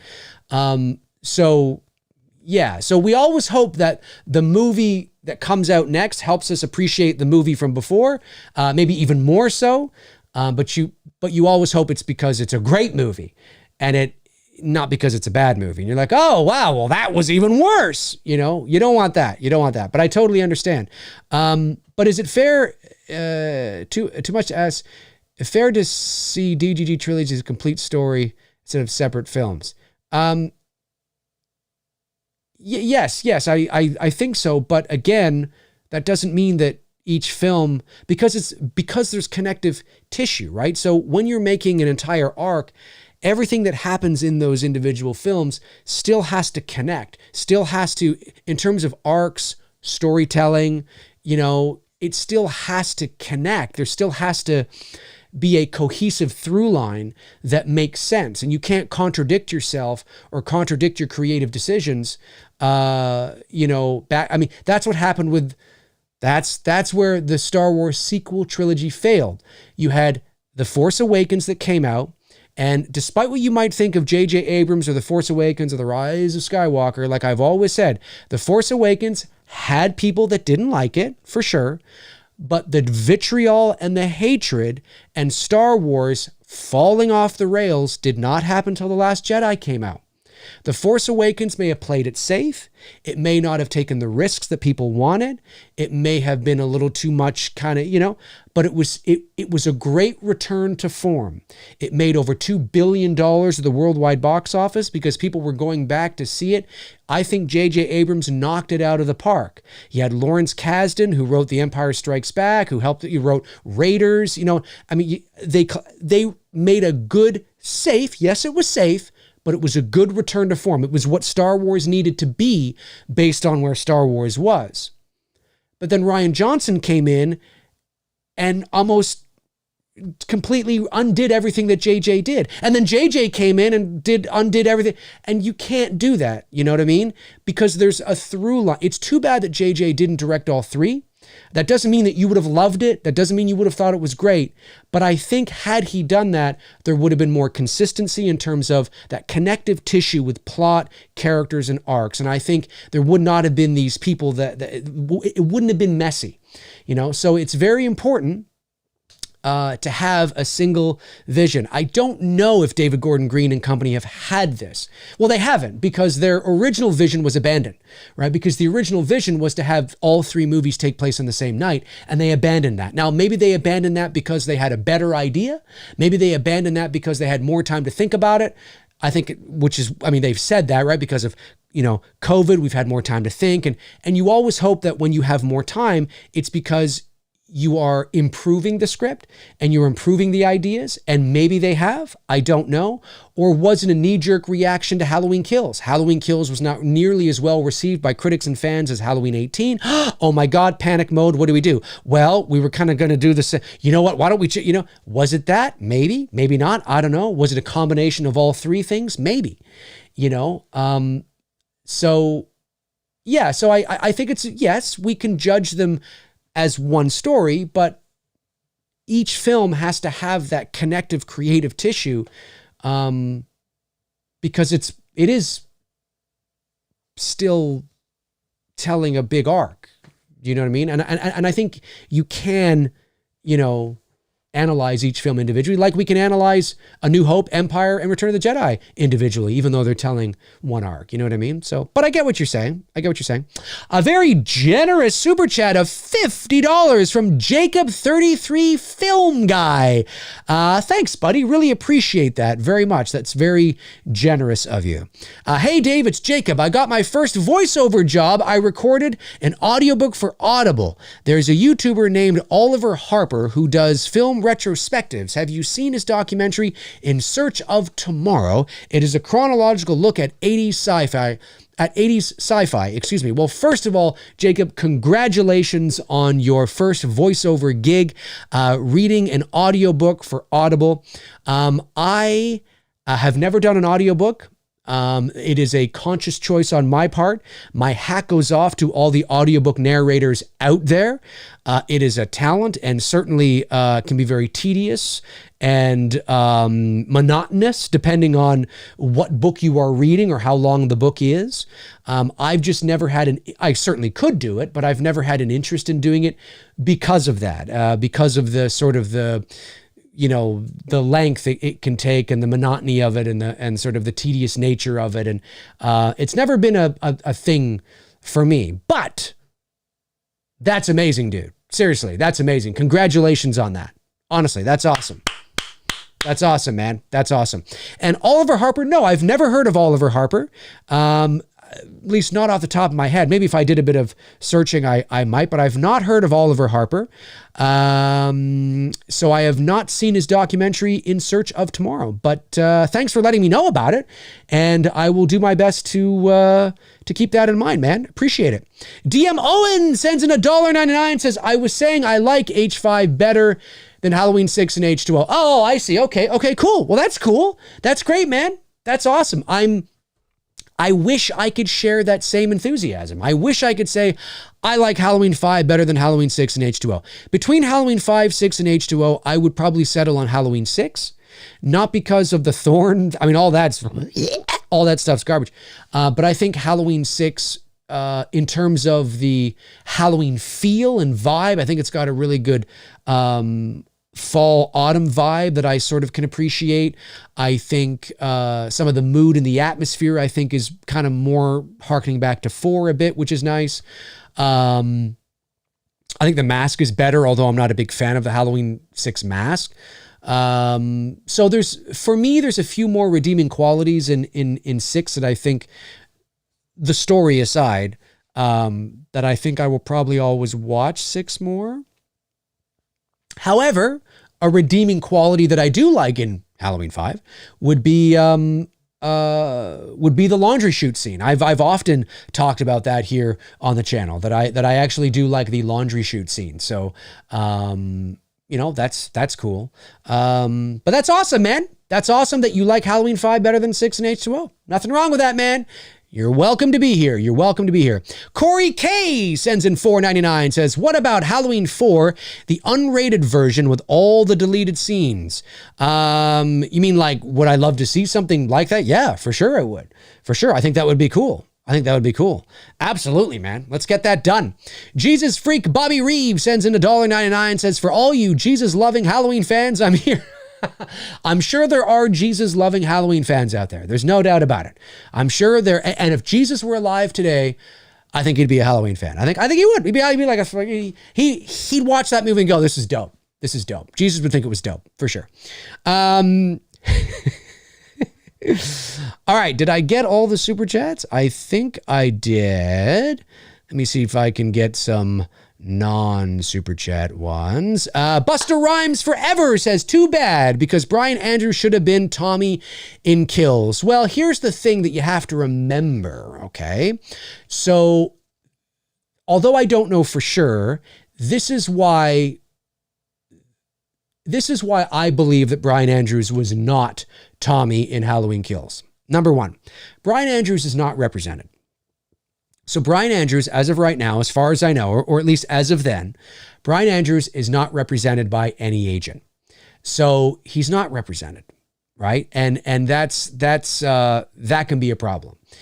You need to be represented by a rep. You have to have an agent. This is Hollywood. So that's number one. Where Brian is right now in his life, I don't think is a secret. And I think those in the know. And I think he would become more of a liability than an asset. And he's been through some tough shit. And he's been going through some tough shit. Like, some mental health issues, I would say. I'm not diagnosing him. I'm just saying, based on what I've seen and heard, he's been going through a lot. I think with his mom and all, it's been a lot going on. So Brian, if you're watching, sincerely, I hope you're doing better, man. I hope you're taking care of business. And I hope you're surrounding yourself with people that can give you the love and support that you need. But I think Brian Andrews it just wasn't the right fit. And he hasn't acted in years, and he's done bit things here or there, but certainly nothing that would, I think, give the crew the confidence to bring him on board. So number one, he's not represented by an agent. Number two, he's going through a shit ton right now. There's no guarantees that he would show up on set at the right time or be there. I'm not saying he wouldn't. I'm just saying those are things you think about, right? And number three, that I think, I just think that they know this and they know all about this and they don't want to take that risk. He's a liability. They don't want to take that risk. So that's why, and three. that goes with number 2. 3 is more about that he hasn't acted in years, and they don't know what we're going to get, like how we're going to get. So why don't we hire Anthony Michael Hall, who's a great actor, who is represented, who does have agents, who has been working recently, and who looks remarkably like an older Tommy Doyle. I even dare say that Anthony Michael Hall looks more like an older version of Tommy Doyle than Brian Andrews does. Anyways, but that's why, man. That's why. All right. Oh, some more did come in here. Oh, no, got that one. Got that one. Got that one. Oh, maybe I did get them all. No, here we go. Arthur Vega sends in $5. Says, hey, Dave, love the channel. Thank you, man. Appreciate that. Hope you're having a good day, sir. I am. Random question. Could you see William Dafoe in a Nightmare on Elm Street movie? Yeah, I could see William Dafoe in a lot of movies. I love William Dafoe. I think he's a terrific actor. Could I see him, you mean like as Freddy Krueger? Yes, I could see him as Freddy Krueger. I think he's probably too old for Freddy Krueger. But certainly I maybe see him in that role. But just in a nightmare film in general, like a dark sort of atmospheric Nightmare on Elm Street sort of movie, where maybe, maybe he's like a doctor, or even like I don't know, just maybe like a older dad or something, or like a cop or something like that. Sure. Put William Dafoe in everything. I think he's great. He's one of those guys that has that gravitas. He's got a interesting look to him as well, right? So yeah, I could see that for sure. For sure. Where are we in the poll? So the poll is 421 of you have voted. The question was, will you be picking up the new Halloween box set that contains 6 H20 and Resurrection? 40% of you have said yes. 60% of you have said no. I have to admit, I am surprised. I'm very surprised. I'm very surprised. I thought for sure, although that is pretty close, it's 60-40, out of 421 votes. I mean, that's a lot. So it makes sense. It makes sense. Yeah, but I thought for sure that it would be more, like it would be more closer. It would actually, and even the yeses would like overtake it a bit. I don't know. It's interesting. Nicholas Turner sends in $1.99. Thanks, buddy. Says, hey, Dave, what's your theory on the window and kills? It's a good question. I don't know. I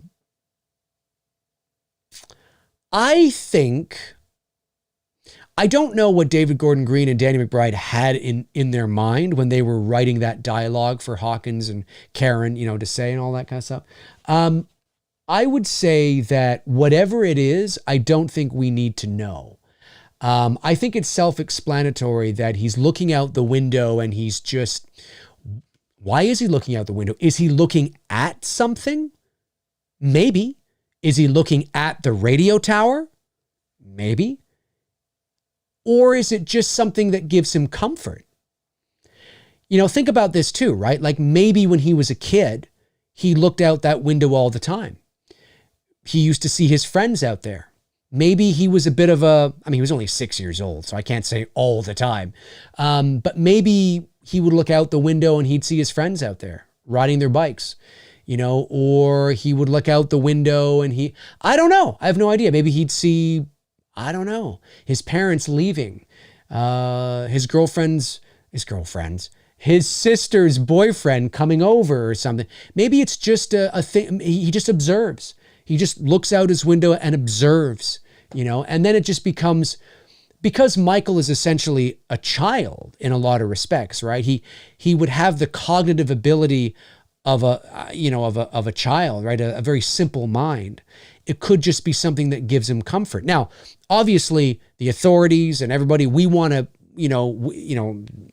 the audience, we want to project a reason onto it. There has to be a reason. There's got to be some deep-seated, really cool. Maybe there's not. Maybe it just gives him comfort. He's home and he looks out the window because that's what he's always done. Now, I don't know if that's what they're going to do, or if that's what they're going to say, or if that's even the reason, or if there is more of a literal reason for it. I don't know. But I don't think it's necessary to know. It's even creepier and more ominous not knowing. really, at the end of the day. I think it's more of a creepy kind of thing not knowing. So that's what I would do. Just kind of keep it not knowing.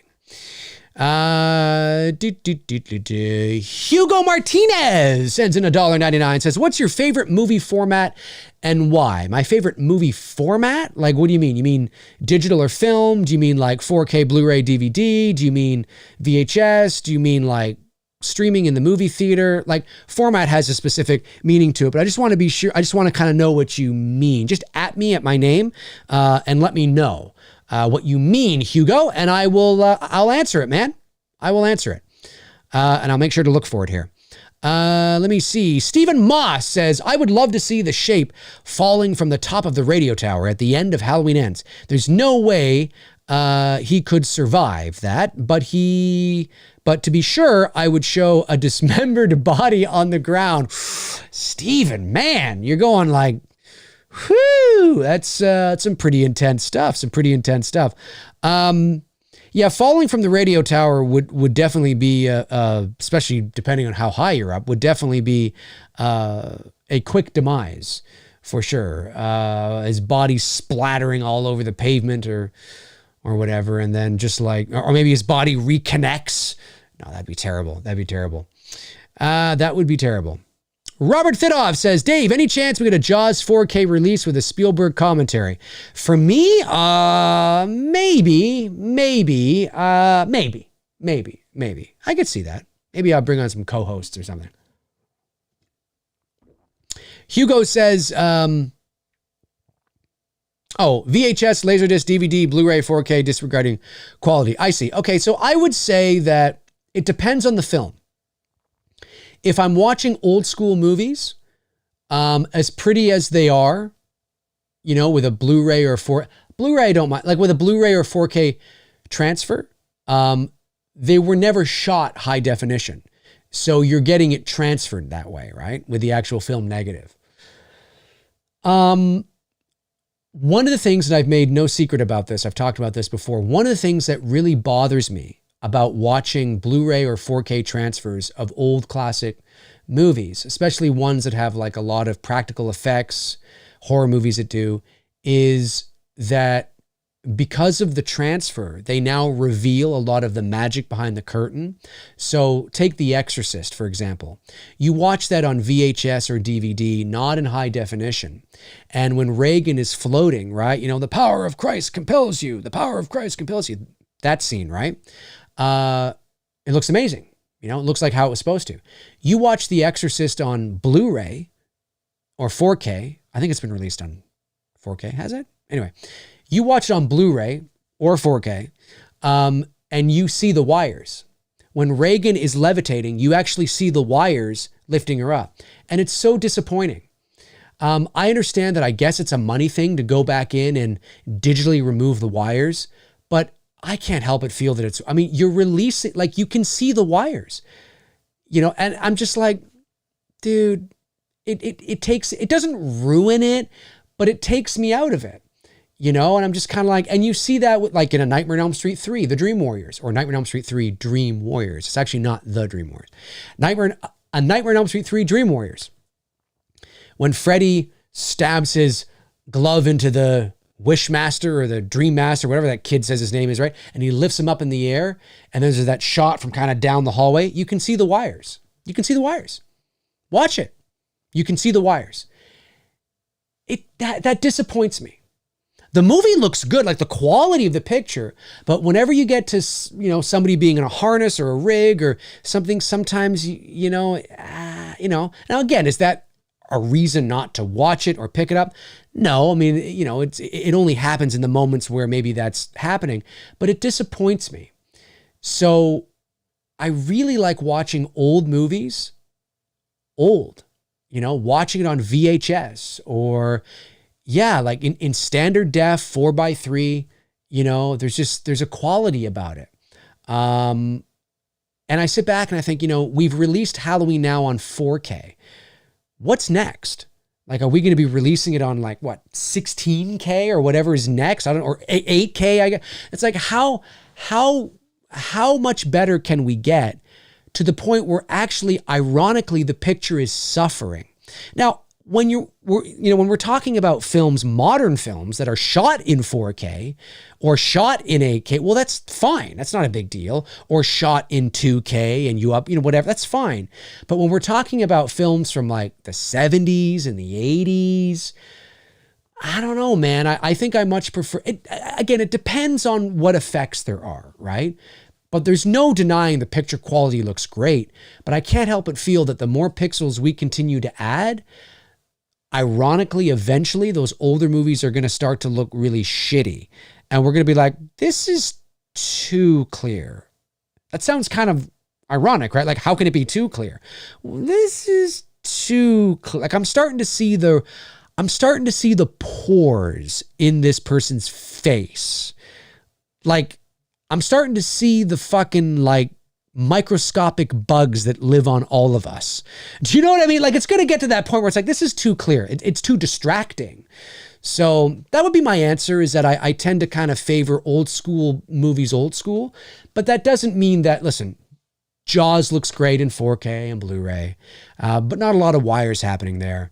They look great. They do look great, but that's one thing that always disappoints me when it comes to Blu-ray and 4K. If you're watching a horror movie or a sci-fi movie where there's wires, you're going to see the wires. Like in the Blu-ray version of The Empire Strikes Back, when Luke is standing on his head and he's upside down and Yoda's on his foot and Luke is using the Force to levitate the rocks, watch the Blu-ray version of Empire and look closely. You can see the little wires pulling the rocks up. I know right now you're probably going, oh, really? No, you can't. Yep, you can, because it's Blu-ray. You can. Watch it on a big enough TV, and you can. And it's like, now it's fleeting. It's not as bad as the Exorcist one or the Nightmare one, but it's still there, right? And you're like, oh, why don't they spend the money to go in and remove these? Anyway, it's too bad. Doesn't ruin anything, but it's just one of those things where you're like, oh, that kind of sucks.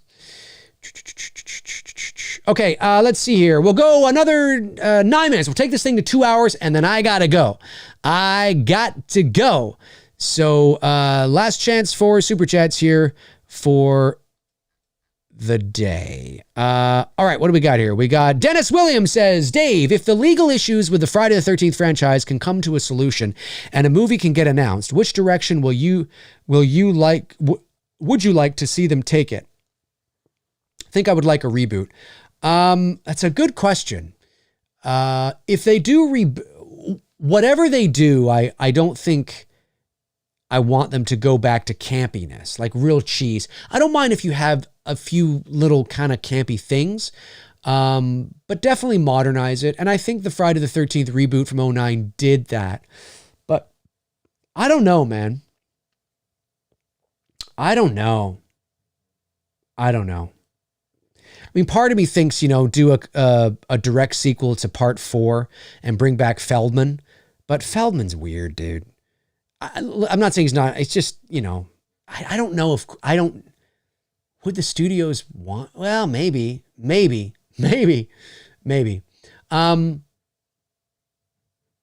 I've always said, and Tony and I have done this on a Two Dudes, and I understand that Jason's the brand and the hockey mask is the brand and the probability of them doing this is zero. I understand this, but this is what I'd like to see. You go back and you tell the story of Pamela Voorhees leading into Jason. That's the intention. You go back and you set it up, and by the end of that first movie, it's kind of like building to Jason coming back, and you're like, oh, fuck. So the next, like you're building like a universe again almost. I think trying to get Pamela and Jason in the same movie maybe is too much.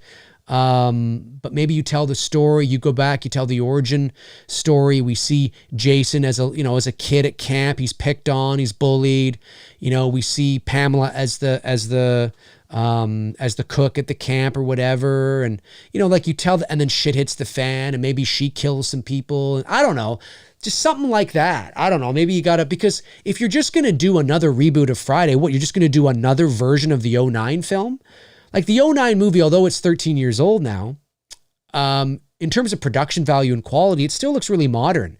So what are you going to do? Just do that movie again, but like a different story. Like, I don't know, man.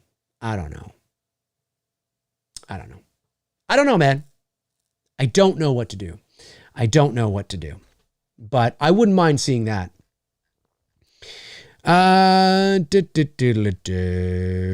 Hugo Martinez sends in $1.99 again, says, from my experience, the VHS quality is bad on a new TV. Well, it would be. I mean, if you're watching, you have to remember, the more degraded the quality of the picture is, the bigger the screen is not good.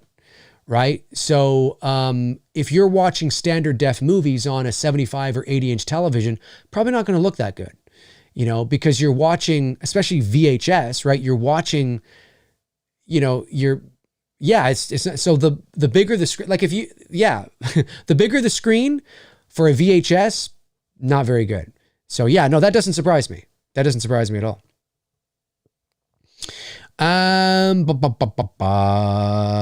Slaughtered Lamb Movie Podcast. The Slaughtered Lamb Movie Podcast sends in £4.49 and just says, evening, Dave.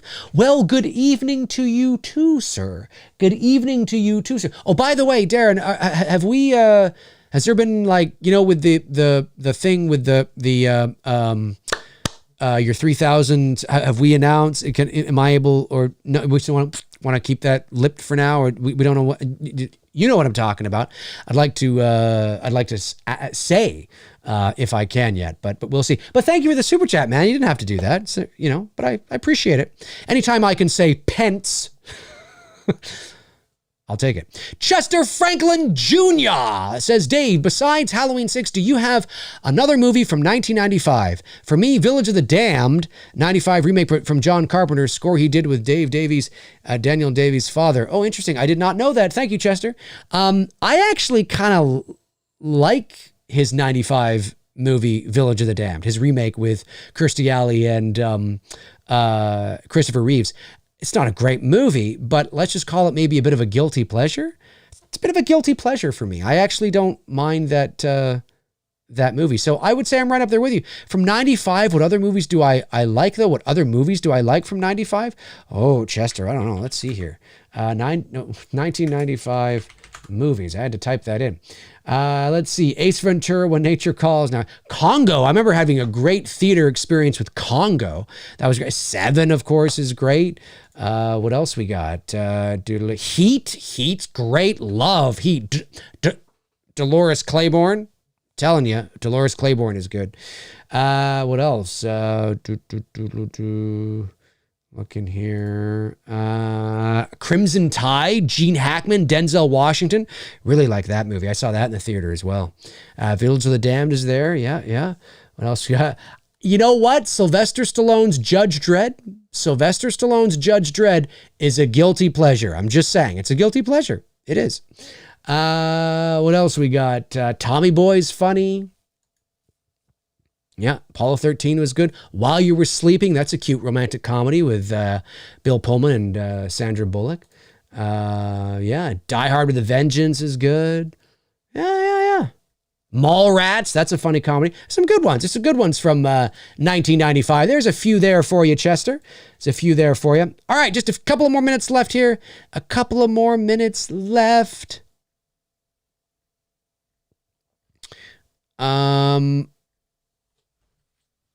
Chris Hurley says, I notice more and more palm trees in the background throughout the original Halloween and various scenes. Newer formats aren't going to help that. No, that's true, but they are there in VHS. Seeing palm trees in the background in the original Halloween has sort of been out there in the Halloween ether for quite a few years now. It's kind of funny, especially when Jamie Lee and Brian Andrews, Laurie and Tommy are walking along the sidewalk there. You can definitely see them for sure. Yeah. For sure. Danny H. Vlog says, Dave, what are your thoughts on Scream 6 taking place in New York City? I'm kind of excited. They've all taken place in and around California up to this. I'm kind of excited. They've all taken place in and around California up to this point. Hopefully it'll be a change to revitalize Scream. I'm okay with it. I mean, they're obviously shooting in Montreal. They're shooting here in Canada. Now, they may have some second unit that are going to take some shots in New York. Obviously, you're going to have establishing shots of the New York skyline, right? So you're going to have that. Some second unit might actually shoot in New York, or maybe first unit might go to New York for some stuff. It's really expensive to shoot in New York. It's cheaper to shoot up here in Montreal or Toronto and say it's New York. I'm surprised they're not shooting in Toronto, actually, because Toronto obviously is a more like... Listen, there's very few cities that are like New York, but Toronto is like Chicago.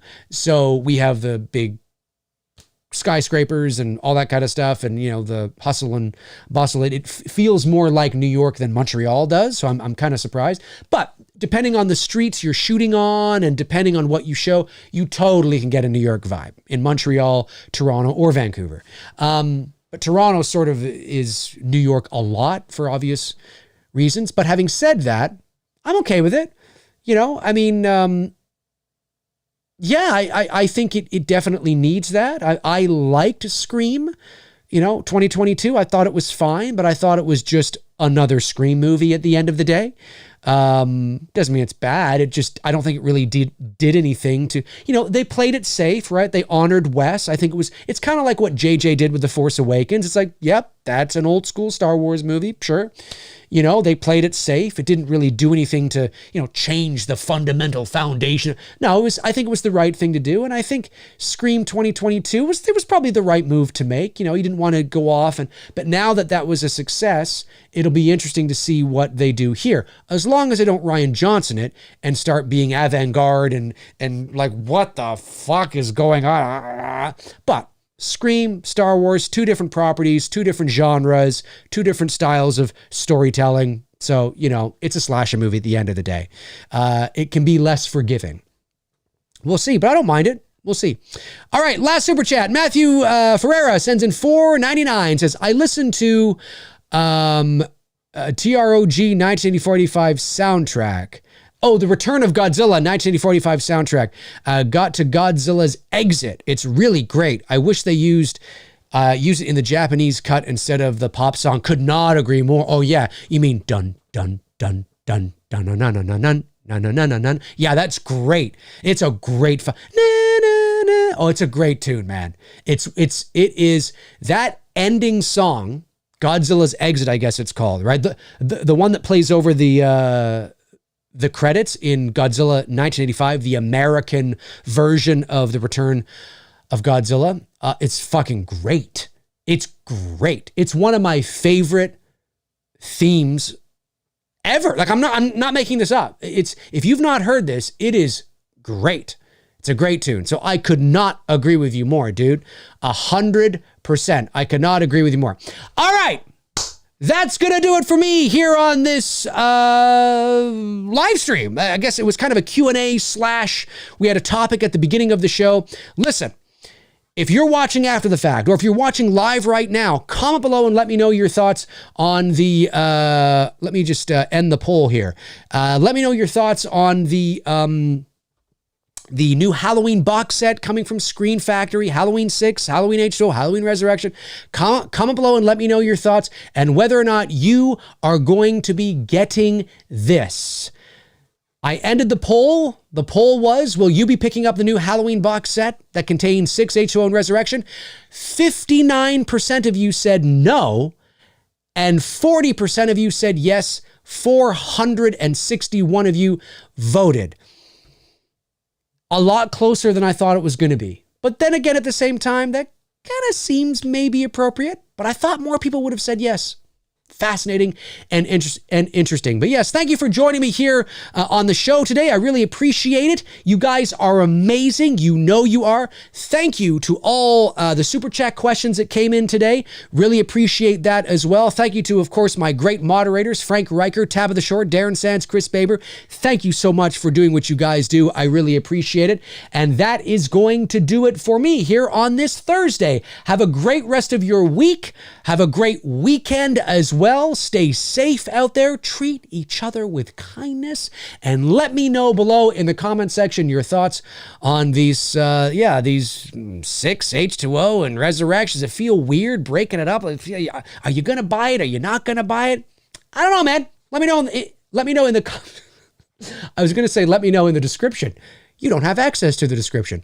Let me know in the comment section below. If you want to follow me on social media, you can. There are my links right there. Twitter, Instagram, Facebook. All my links are in the description. Check them out until your heart's content. And when your heart is content, check them out again. That'll do it for me. In the meantime and in between time, I will talk to you soon.